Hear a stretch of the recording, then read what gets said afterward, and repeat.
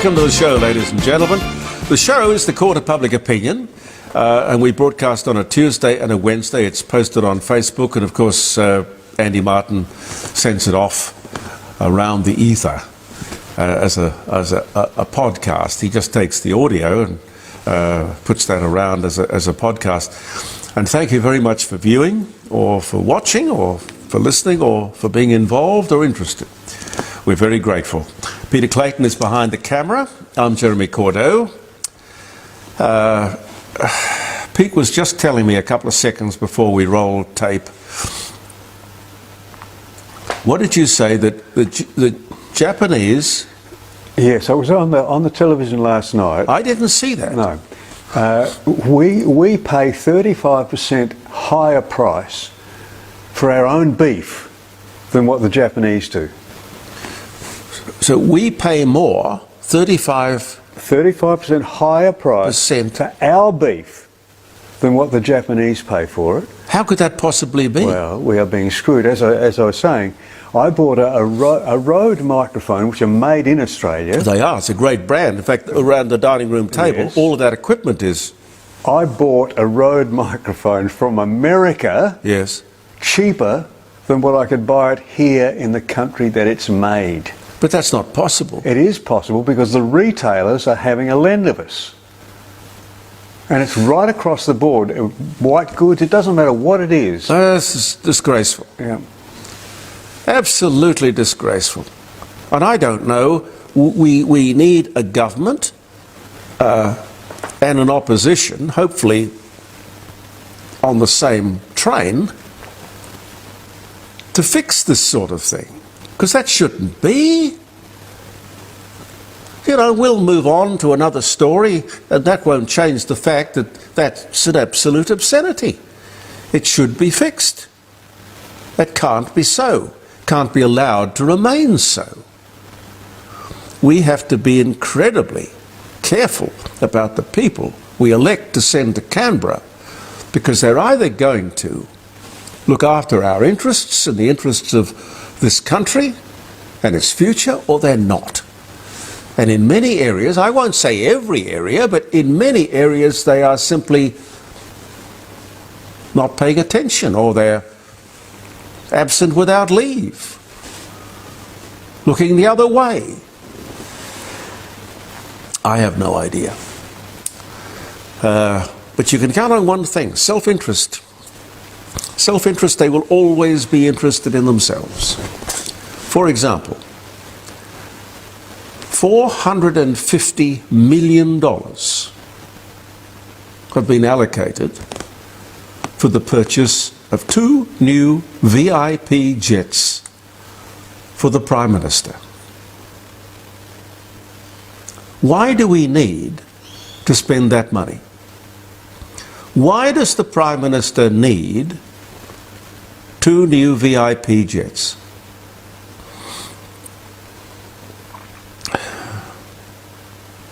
Well, there he was at the time this announcement was made, returning from an affordable living discussion on the weekend. Discussion about the difficulties of living an affordable life. Had no problem dining on lobster at a posh restaurant without any sign of embarrassment. Whitlam was a socialist law unto himself. He didn't give a stuff. We were just plebeians. Didn't much matter what we thought.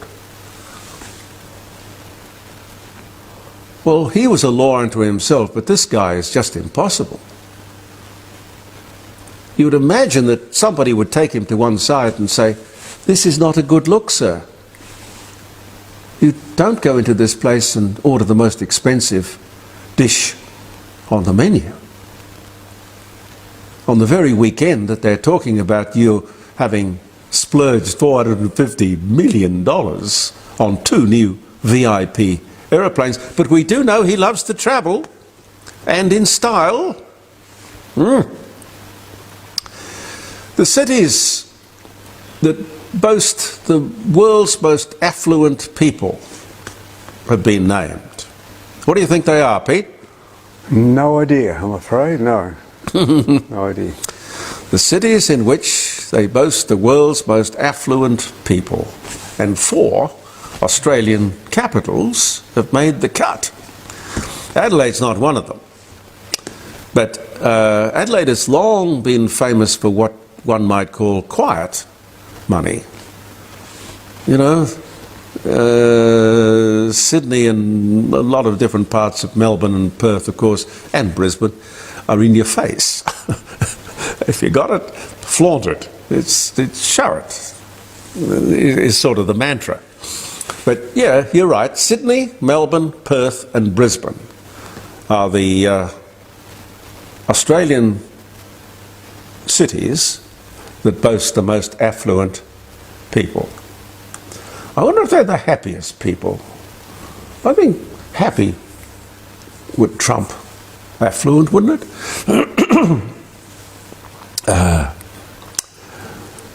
Baby powder. Now, baby powder.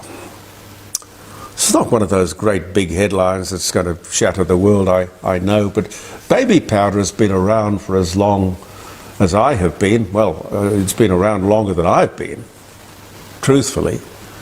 20 years ago, I first started to do stories on the fact that it was carcinogenic. Here, I'm talking about baby powder. They said 20 years ago that it caused ovarian cancer. A particularly bad idea to use Johnson's, well, baby powder and Johnson's come to mind, don't they?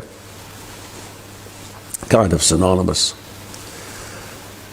But clearly, warnings were sounded all those years ago. Blow me down if the same story doesn't appear last week. As I was kind of struggling there with my COVID whatnot, I thought to myself, how could that be? That story was well and truly talked about, ventilated. In fact, I think there were various lawsuits, court cases and things initiated. Is it that the journalists are too young and don't remember, or they don't go and Google, or they don't research? But there it was, large as life, starting a whole new go, as if it was a brand new story. I find it amazing. Labor Senator Fatima Payman. I don't know very much about Fatima Payman, but she has just billed the taxpayer a whopping $173,357 in just 3 months. That's April to June 2023. $179,000 worth of perks on top of her $217,060 salary.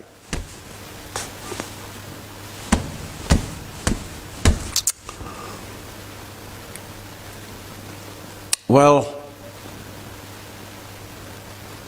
I mean, if I ran the show, it'd be very different. Clearly, she's not breaking the law. If there is an inquiry about her expenditure, well, maybe questions will be asked and answers will be sought. But the truth of the matter is, these people can, within the law, have the time of their lives at our expense. Why? Just because it's within some parameters does not make it all right. No. We have to have people in Canberra who understand they cannot chalk things up to the public and get away with it.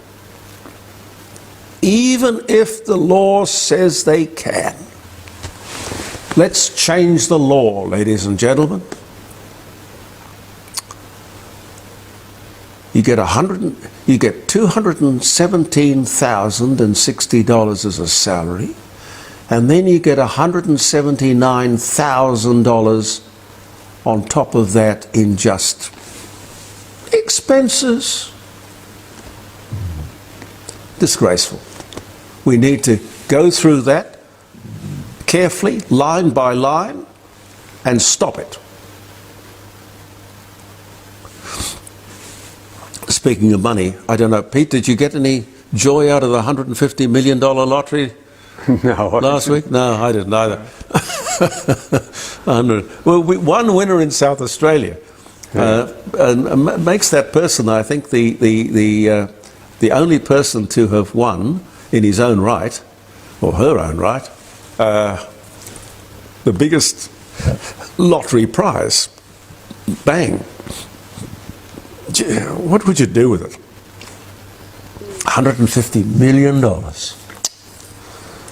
Anyway, it gives us all a little bit of fantasy, a little bit of escapism while we think about what life could be like, what might have been, what could have been, that never was never meant to be. That's a song, Pete. Yes, and I'm just trying to think. Who did that? What could have been... Was it Kathy Mattea? It could have been. Yeah, it could have been. But a lovely song, I remember it. What could have been that never was never meant to be. The federal government has already banked the $14 billion saving from a more carefully administered NDIS. Yet none of the states can agree, again,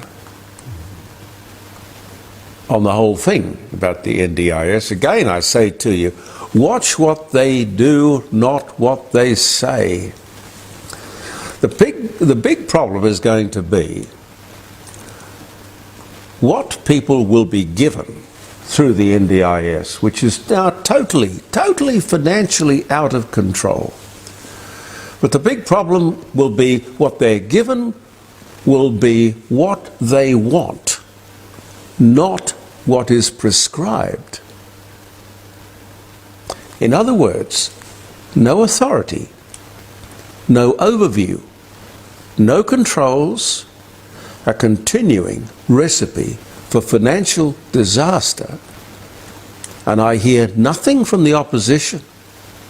I hear nothing from the media.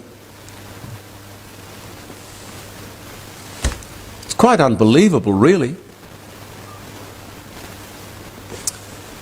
Age verification, if you wish to view adult content or social media.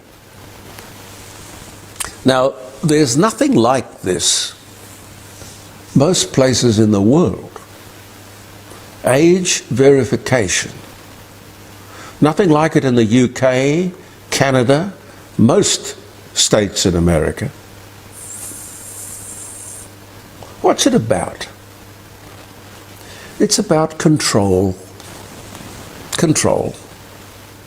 You see, I personally never saw too much wrong with Bob Hawke's Australia card, but many people did. It didn't get up. Well, what this Labor government is planning is a massive intrusion into people's private lives. Far, far more so than Bob Hawke's Australia card. What do you think? Would you like to talk to me on Friday around the dining room table about that? JeremyCordeau.com. Just tune in to JeremyCordeau.com. It's an online radio station. You see, what they will do, they will present all of this as a way to keep our kids safe. And who wouldn't agree with that? We all would agree with that. But I firmly believe that they couldn't give a damn. It's about the control. That's what they want. Then there is this misinformation and disinformation bill that they're preparing to put before the House.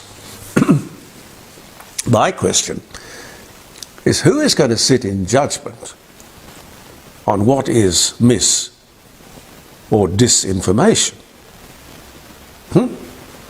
My guess is that it's going to be anything that embarrasses the government. You see, they've got the media in their pocket. The media are compliant. The media won't ask any embarrassing questions or, shirt front anybody. No way. The only thing that's getting in the way is social media and some comments that you might find here or you might find around the dining room table on a Friday morning. Anyway, they want to shut up anyone who disagrees or is likely to say or ask an embarrassing question. Bob Hawke would be proud of you lot. Absolutely. State fees and charges all going up by about the inflation rate. Well, that's not a good look, fellas. On one hand, you don't have to do that. You don't have to put the excise up on petrol and cigarettes and booze. You don't have to do that. But you give lip service to cost of living, big issue. You can do a lot about it, but you choose not to. As I say, not a good look. But have a think about changing the law and letting us claim the inflation rate as a tax deduction. Oh, that would be fun. That would be fun. Speaking of money, you know the stop-go sign holders? Some people call them lollipop holders. You swing the thing around, it's stop, you swing it around, it's go. Stop-go sign holders on union building sites are now earning over $200,000 a year. John Setka, head of the CFMEU, and you can't say that he's not doing a fantastic job for his members, and that's his job. His job is to look after his members. He's looking after his members. The schmucks who are running the building sites are not quite as smart as John Setka. The extension, what do they call themselves, Pete? Extinction Rebellion. Yeah. Extinction Rebellion people at it again at peak hour in our cities around Australia, if not the world. I would love to know. I'd love to get some intelligence on really what they're up to and who's driving them and who's briefing them. Do these people know that they're being manipulated? They must. Who are they? What's their real mission? It's got nothing to do with the issues that they pretend, like climate change or free Palestine, whatever it happens to be. Big announcement the other day, South Australian schools are going back to basics. Whoa! But don't get excited, we won't get there till 2027 apparently. Why do it take so long to go back to what we were doing before. Anyway, we won't get there till 2027. But the real question is, why did we move away from the basics in the first place? And you know what? There is never an apology. Gee, whoops, we got that wrong, didn't we? Look, sorry about that. We'll fix that up. Nope, they just blunder on and the media lets them do it. Extraordinary stuff. Now what I've got to do, just quickly, before I say goodbye, pick up my glasses because I dropped them. Wish you a happy birthday, happy wedding anniversary. Hope you have a lovely what's left of the week and that you will join us on Friday around the dining room table. May the 29th. Where is Edmund Hillary? Oh, I don't know if I can get that. No. Can I get it? Maybe I can. Come over here, Sir Edmund. Come on. Yes. There we are. Sir Edmund Hillary. Lovely picture of Sir Edmund. Autographed and everything. He was just a wonderful guest. We had him on the show several times over the years. Fabulous man. Fabulous man. Sir Edmund Hillary and Tenzing Norgay, the first to reach the summit of Mount Everest as part of a British expedition on this day. It was May the 29th. The year was 1953, and he dedicated his conquest of Everest to the new young Queen Elizabeth, who promptly knighted him. Damn right. 1849, on this day, Abraham Lincoln says, memorably, "You can fool some of the people all of the time, and all of the people some of the time. But you can't fool all of the people all of the time." Yes.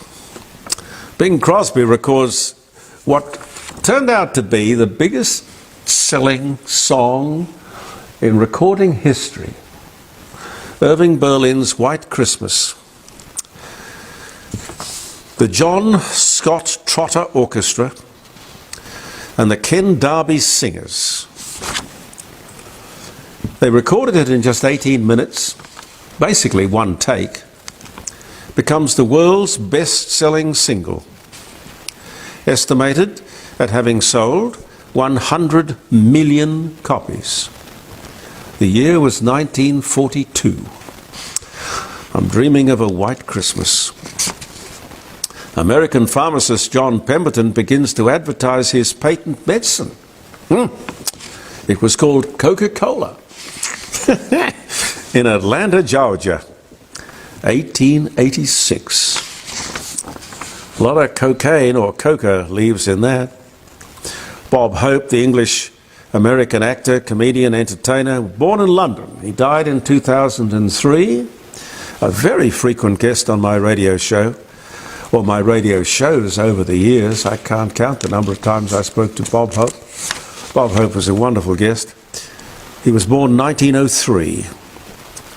Charles Strite files a patent for the first automatic pop-up toaster.